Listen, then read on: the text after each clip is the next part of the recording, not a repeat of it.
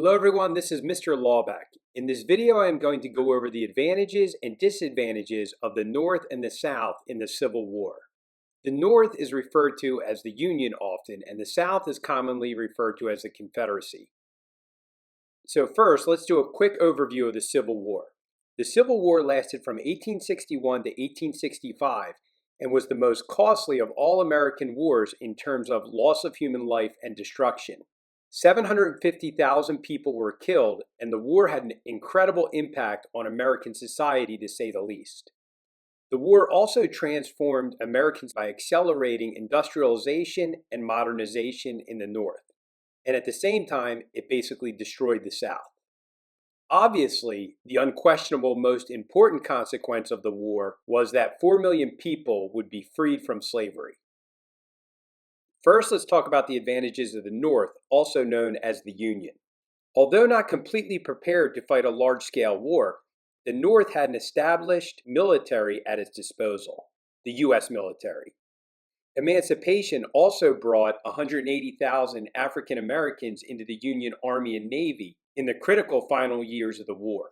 The U.S. Navy, which ultimately gave the Union command of the rivers and territorial waters, was obviously a huge benefit too, especially since the strategy of the Union was to blockade southern ports, which was known as the Anaconda Plan by General Winfield Scott. The North also enjoyed a significant population advantage.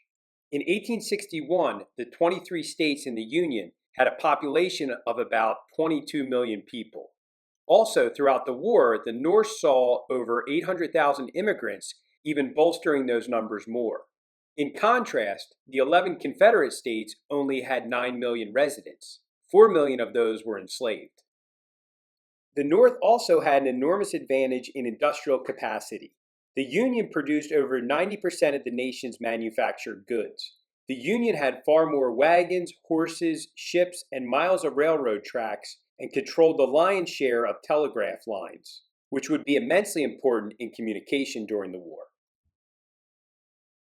The North also had a significant advantage in presidential leadership. Abraham Lincoln proved to be an inspiring leader and a forceful commander-in-chief. He successfully held the Republican Party and the Union together despite many conflicts. Lincoln was a very savvy politician and leader when the Union desperately needed one. The North had a very diverse economy. They weren't too solely dependent on one industry over another. Their agricultural power was strong too. Northern farms produced 140 million bushels of wheat, 7 times the harvest of the South. Because of crop failures and drought in Europe, wheat took over cotton as the nation's most important export in the early 1860s. The North also was able to maintain the allegiance of the border states in the form of Missouri, Kentucky, Delaware, and Maryland, and later West Virginia when it was formed out of Virginia and became a state in 1863. The border states were huge. They were important because they were highly populated, had a good amount of industry that would have helped the South if they joined the Confederacy, and their geographic location was important because of railroads, rivers, and canals. Now for Northern disadvantages. When the war began, the North lacked an able group of military commanders. Most of the best military commanders for the U.S. sided with the Confederacy. Lincoln frequently replaced generals throughout the early parts of the war that could not rival their Southern counterparts. Early on, Lincoln tried very hard to recruit Robert E. Lee. Lincoln offered Lee the command of the federal forces in April of 1861, right around the time of Fort Sumter. Lee declined and tendered his resignation from the U.S. Army when the state of Virginia seceded on April 17th. Lee argued that he could not fight against his own people. At first, the North did not enjoy popular public consensus on its war aims. While Lincoln's announced goal was to preserve the Union, abolitionists argued that the war should also be about slavery.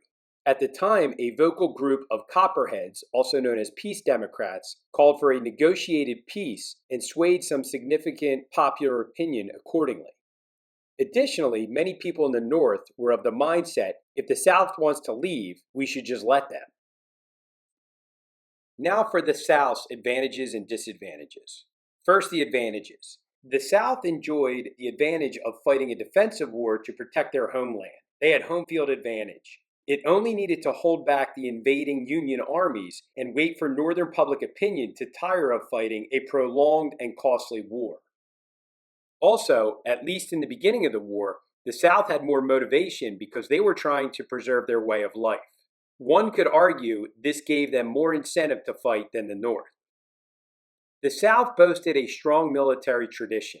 They produced an exceptional group of experienced leaders, including Robert E. Lee and Stonewall Jackson. Overall, at the beginning, the Southern military leaders were stronger than the North's. Now for the disadvantages of the South. The lack of population, industrial capacity, and lack of railroads controlled meant the South could not sustain a prolonged war like the North could. Weak political leadership. Jefferson Davis, the Confederate president, proved to be an ineffective political and military leader, despite having excellent military tacticians at his disposal. He frequently fought with his cabinet and failed to implement a consistent military strategy. Pictured over here on the right is Jefferson Davis. Kind of looks like Abraham Lincoln. The Confederacy was founded on the principles of states' rights. However, the South needed a strong central government to conduct an efficient war effort. Independent-minded Confederate governors often frustrated the Davis government attempts to raise money and the troops it needed to fight the war. So this lack of unity of the Confederate states and the Confederate government made it very challenging to conduct the war. Lack of foreign support. Great Britain and France imported 75% of their cotton from the U.S. South. Southern leaders confidently, but ultimately inaccurately, predicted the cotton famine would cause massive unemployment that would force these European powers to recognize the Confederacy because of cotton and help them. This became known as cotton diplomacy. Again, this prediction did not become a reality. At the outset, the Confederacy thought this was going to be an advantage, but it proved to be a grave disadvantage. Economics.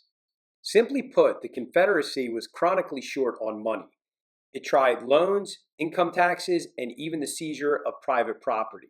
But these revenues paid for only a small part of the war cost. The government also issued more than $1 billion in paper money, so much so that it caused severe inflation throughout the Confederacy.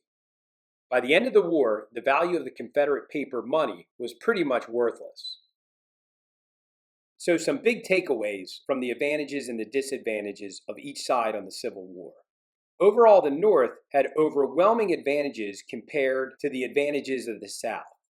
Particularly population, industry, and an established government, and the intangible advantage of having Abraham Lincoln as a very effective leader were crucial for the Union. The South, on the other hand, did not have the resources to win a long drawn-out war. If they had a chance to win, it probably only would have been if it was a short confrontation, which of course it was not. So I hope this helps you better understand the advantages and disadvantages of the North and the South during the Civil War.